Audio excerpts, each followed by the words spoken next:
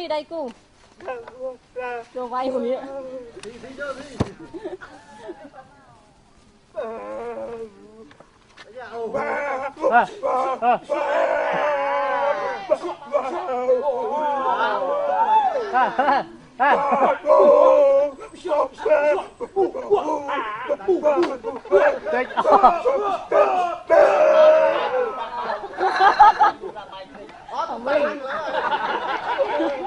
Hãy đánh bài đi. Ê, Linh Tấn Long ạ. Đạp ra.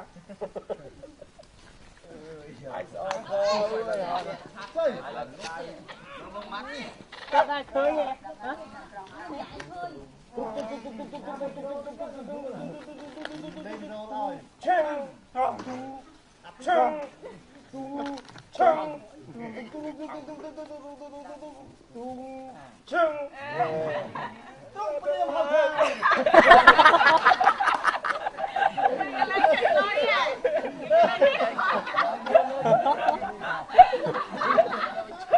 Ai pram rồi đến tao bay rồi Tôi này. em hát tha a lạp.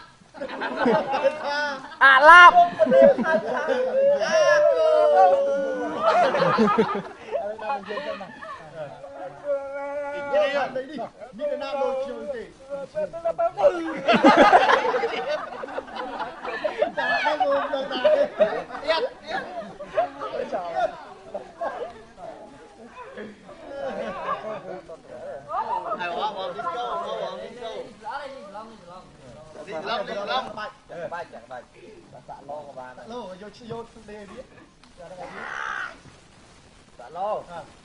Đốt mà.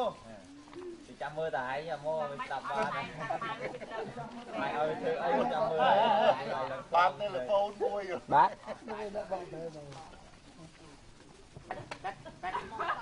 Là biết là rap tu tặng là Một sạn nơi ná đây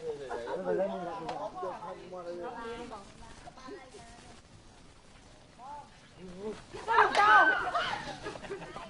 chơi gặp lại Lại tranh mà lên ở nào ngoài ba. người thu bóng mót mặt đô chứ không?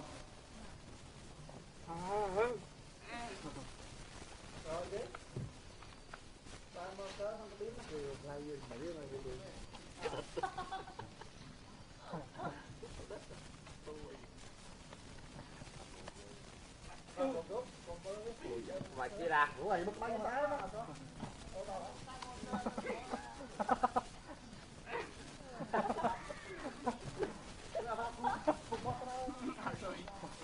Bắt cái bông rồi ơi.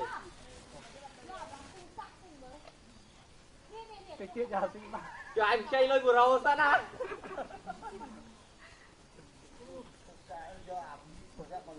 Khao cái khao. Lối tay với đây còn thằng lại dập thôi. Mà viên đấy này.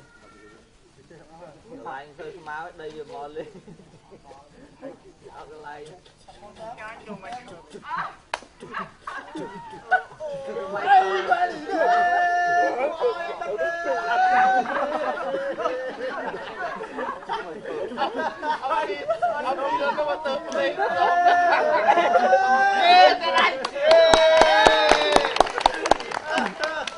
Rồi ơi.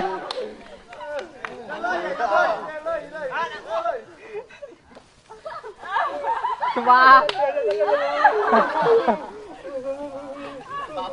Bà bu. Cho anh mua cho bò.